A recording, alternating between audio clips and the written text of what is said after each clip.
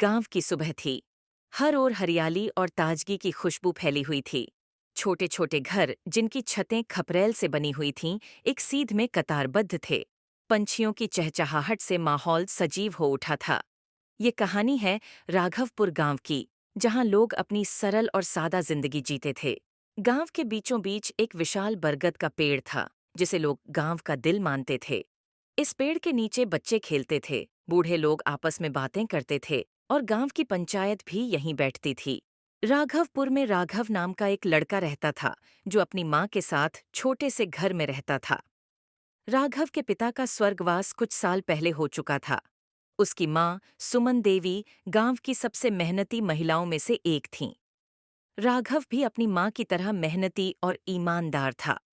राघव का सबसे अच्छा दोस्त गोपाल था, जो गांव के सरपंच का बेटा था। गोपाल और राघव की दोस्ती बचपन से थी। दोनों एक साथ पढ़ते थे और गांव की हर खुशी और गम। एक दिन गांव में खबर आई कि एक बड़ी कंपनी गांव की जमीन पर एक फैक्ट्री खोलना चाहती है। सरपंच और कुछ गांव वाले खुश थे, क्योंकि इससे रोजगार के अवसर बढ़ेंगे। लेकिन सुमन देवी और कुछ अन्य लोग चिंतित थे, क्योंकि फैक्ट्री से निकलने वाला कचरा गांव की हरियाली और पानी को प्रदूषित कर सकता था। राघव और गोपाल ने इस मुद्दे पर गहराई से विचार किया। राघव ने अपनी माँ से बात की और उन्हें आश्वस्त किया कि वह इस समस्या का समाधान ढूंढेगा। गोपाल ने भी अपने पिता से बात की, लेकिन सरपंच ने उनकी बातों को नजरअंदाज कर दिया। राघव और गोपाल ने गांव के बुजुर्गों से सलाह ली और सोचा कि अगर वे गांव के लोगों को एकजुट कर सकें, तो वे इस समस्या का हल निकाल सकते हैं। उन्होंने गांव में एक सभा बुलाई और सभी को अपने विचार साझा करने के लिए कहा। सभा में सुमन देवी ने अपनी चिंता व्यक्त की और बताया कि कैसे फैक्ट्री से गांव का पर्यावरण प्रभावित हो सकता है।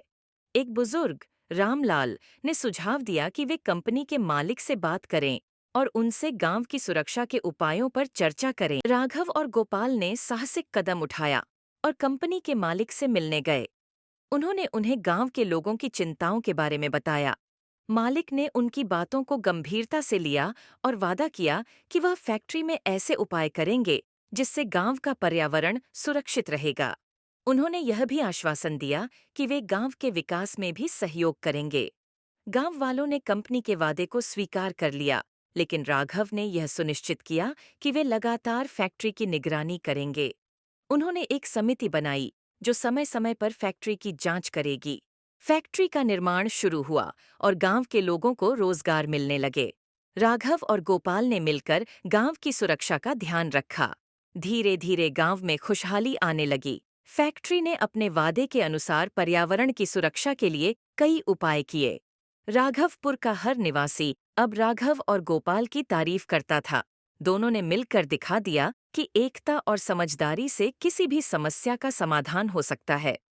सुमन देवी को अपने बेटे पर गर्व था और राघव ने भी अपने पिता के सपनों को साकार करने की दिशा में एक कदम आगे बढ़ाया। गांव में अब हर ओर खुशहाली और शांति थी। राघव और गोपाल ने अपने दोस्तों और गांव वालों के साथ मिलकर गांव को एक नई दिशा दी। गांव के बच्चे अब उनके जैसा बनने का सपना देखते थे।